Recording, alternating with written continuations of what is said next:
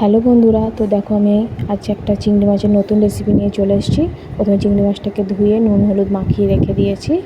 এরপর আমি এখানে নিয়েছি একটা পেঁয়াজটাকে কুড়ে নিয়েছি গ্রেটারে, আর নিয়েছি তেজপাতা, দারচিনি, এলাচ, গোটা জিরে, শুকনো লঙ্কা, টক দই এবং সস। তারপরে আমি এখানে মশলার জন্য নিয়ে নিয়েছি আধখানা টমেটো আর দুটো কাঁচা লঙ্কা, যে যেমন ঝাল খাবে, কাজু বাদাম আর রসুন, দারচিনি, এলাচ আর গোলমরিচ গুঁড়ো। এরপর একটু হলুদ গুঁড়ো আর কাশ্মীরি লঙ্কা গুঁড়ো আর নুন। তারপর প্রথমে কড়াইয়ে তেলটা গরম হয়ে যাওয়ার পর মাছগুলো আমি ভেজে নিচ্ছি। ভেজে নেওয়ার পর মাছগুলোকে আমি তুলে নিয়েছি। তারপরে দেখো আমার খুব গরম লাগছে বলে আমার মেয়ে এসে কেমন পাখা দিয়ে হাওয়া করছিল।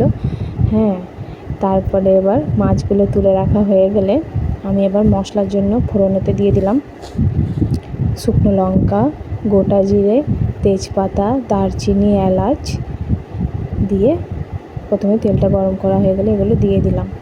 এরপরে আমি পেঁয়াজটা যেটা আমি গ্রেটারে কুড়ে নিয়েছিলাম সেই পেঁয়াজ কোড়াটাকে দিয়ে দিলাম। এটা তাড়াতাড়ি ভাজা হয়ে যায়। তো ভাজা হয়ে যাওয়ার পর আমি এর মধ্যে দিয়ে দিলাম মশলাটা একটু ভাজা ভাজা হয়ে গেলে এরপর আমি ওর মধ্যে দিয়ে দেবো টক দই আর সসটা।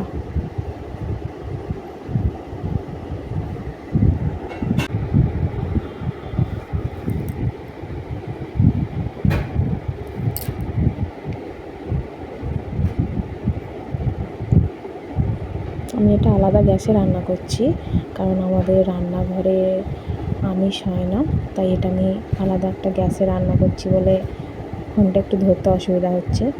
হ্যাঁ, এরপরে আমি মাছগুলোকে মশলাটা কষা হয়ে গেলে আমি এর মধ্যে দিয়ে দেবো।